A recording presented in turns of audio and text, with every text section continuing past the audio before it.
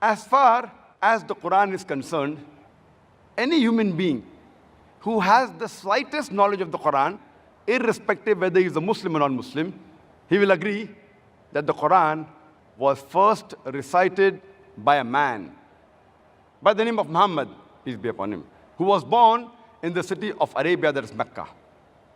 There is no difference of opinion amongst anyone who has the slightest knowledge of the Quran, irrespective whether he is a Muslim or non-Muslim.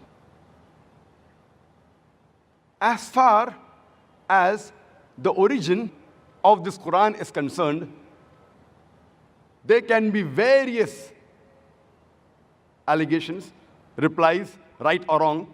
All of them can be broadly classified into three categories. The first, that